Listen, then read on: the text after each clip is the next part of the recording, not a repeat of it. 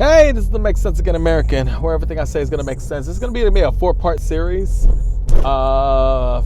First of all, if I don't make sense, please contradict, write a comment. But usually everything I do say makes a lot of sense.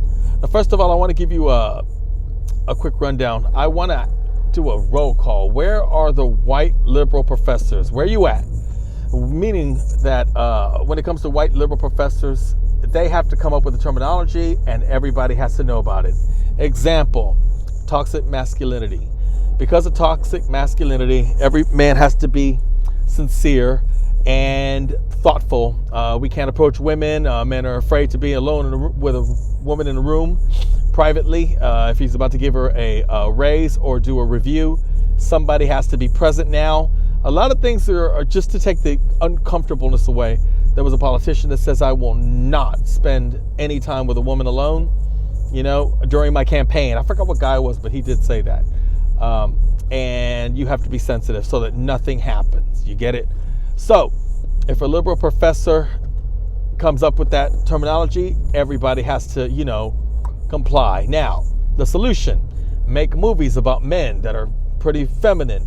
Make movies about guys that respect women. Show episodes of, episodes in a sitcom about how to treat a lady and respect her boundaries. Things like that, especially in commercials. By the way, Gillette, how you doing? Gillette did a commercial and it got a lot of backlash because it was saying, boys will be boys and men will be men. And the men took charge and stopped buying Gillette. I, too, have stopped buying from Gillette. I don't necessarily not buy anything else. I just want to make a statement about Gillette. I don't buy Gillette anymore. But there's other things you can't buy as far as detergent and things like that. But I'll just do Gillette. Come on. It's an American product and I do support America. Anyways, having said that, that's their solution because, men have to go ahead and make the step. Nobody else can stop toxic masculinity but men. Also, there's Islamophobia. After 9/11, you had people that were saying that, if you're Islamophobic and you see a Muslim, you have to be sensitive to them. You have to let her wear her burqa. Don't make any snide remarks.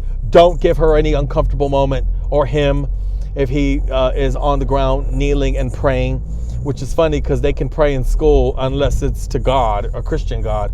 But if you want to pray to Allah, you can feel free to pray anywhere and nobody can say anything. Otherwise, the liberal professor was right and you're Islamophobic.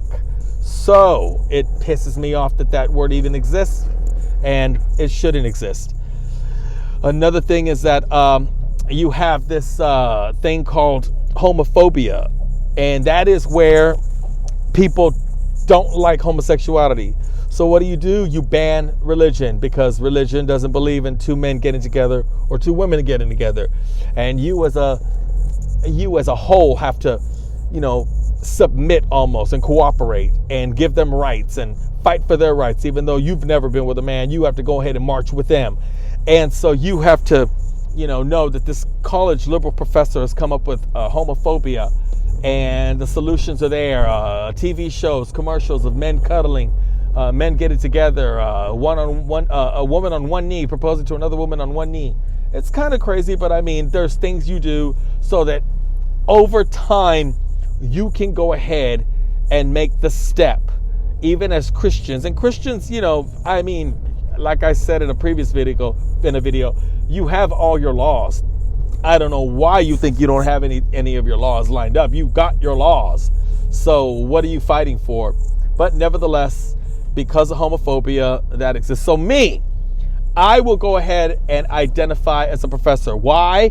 Because I'm asking for a white liberal professor to go ahead and do a study on toxic blacksulinty. Yes, toxic blacksulinty exists and only black men can cure this. So I leave it to you, black men, to start being a little bit more sensitive, to stop being loud and obnoxious, to stop being combative, to stop being confrontational. You have to tone it down. But nobody will say that. Can you imagine if a liberal professor did do that? Okay, today I have a thesis and what? No. This is good. It's good stuff. I did a lot of No, the research is, yeah, but it's going to help. Okay, I just got fired. Yeah, you'll get fired. A white liberal professor. See, because when it comes to black people, everybody likes to emulate the black man. They like to emulate the black characters, the black comedians. They are in love with black athletes. And people love, especially the black athletes that plays for their team. You know, everybody loves LeBron. Who can hate him? Everybody loves LeBron. And everybody loves, people in football, guys that play baseball, things like that. But when it comes to sports, they're praised, and they're gifted, and so be it. They're praised. That's what they get paid to do. People still admire Michael Jordan and Kobe Bryant. And so when you emulate that, where I'm going with this is that you can emulate them in a sense where if they start being sensitive and kind, then maybe things will start getting better. But it's not going to get better. You do understand that liberals love toxic blacksulinty. Toxic blacksulinity is a big part of Black Lives Matter. They like the angry black man. They like when believe it or not, they actually like when black men say, I hate white people, because liberals actually think they're not talking about me. They're talking about that Christian man for the South. It's crazy because they hate white people. But for some reason, Christians think they're cool, and liberals think they're cool, and there's no way he hates me. No, he couldn't possibly be talking about me. Of course not. Yeah, not you.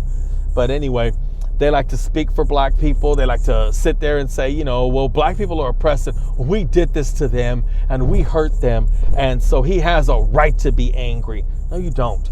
You could stop being angry. It's not working. It hasn't worked. Anyway, toxic blacksulinty is something that because I identify as a professor, and I can identify as a professor. I mean, if Bruce Jenner can identify as a woman, and Elizabeth Warren can identify as an Indian, and Rachel Dolezal can identify as a black chick, yeah, I identify as a professor. I will give you my thesis on how toxic it is, and how much it spreads, and how much it's so, how do you say it? It's contagious. It's pretty much contagious. Everybody acts a certain way, things like that. I'm going to talk about how Bad Baby, everything from Bad Baby to these Asian kids that are now, acting that way, dancing that way, things like that. I'm going to go ahead and go down the list. But this is just a preview of what toxic blacksulinty is, and only the black man can heal it. You see, because if you have, there's another thing that the professors put out there, which was called mad cop disease. Bad cop disease was it was pretty much cops that like to beat up on people, only minority people. They would be frustrated at their job, and they would take it to an extreme and beat the crap out of people. They pronounced that a disease during the Rodney King era. And it was called mad cop disease. Well, in order to stop mad cop disease, you and I can't stop it. Only policemen can stop it. They had to go to sensitivity training classes. They had to read the brochure. They had to make sure that they were nice to people and didn't want to be overly aggressive, things like that. It was like the movie Demolition Man, pretty much, how they want everything to turn out. But, I mean, how can you have that when you're trying to talk to somebody and he's just a black man that's just really toxic and hateful and has the, toxic blacksulinty in his soul where he needs help? See, but the only way to cure mad cop disease is from cops. The only thing to cure toxic masculinity is with men, strong men, saying, I love rainbows and turtles. And the only way to stop, toxic blacksulinity is blacks getting up and saying, that's enough. A lot of people that have stopped it, the lovely Candace Owens, there's Ben Carson, there's Herman Cain, there's other people. Funny how they're all Republicans, because it's definitely not the hateful guys like Van Jones or even Don Lemon, but that's another topic. Now, liberals do know about toxic blacksulinity. They just haven't given it a name yet.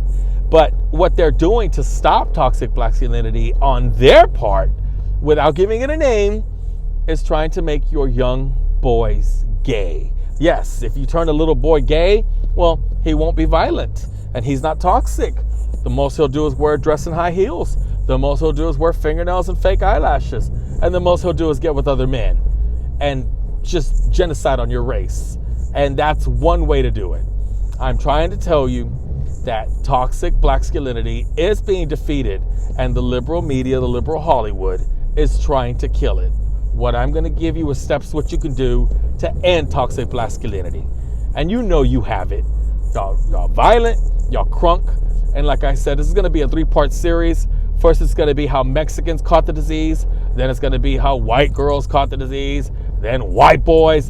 And it's going to be actually women, black women. Y'all need to check your women and say that you're not men. That's all over the MGTOW community. You're not men. They say that all the time to black women. This is the only creed that they say that to. You're not men. They don't say it to the white women. They don't say it to Hispanic women. They only say it to black women. I wonder why. Because they've been infected with toxic masculinity. Like I said, wait for my video. Hope to, get a comment or two. But regardless if I only get 4 views or 14 views, I don't care. I'm just going to throw it out there. But it does exist. And I'll start with my race, the Mexican race.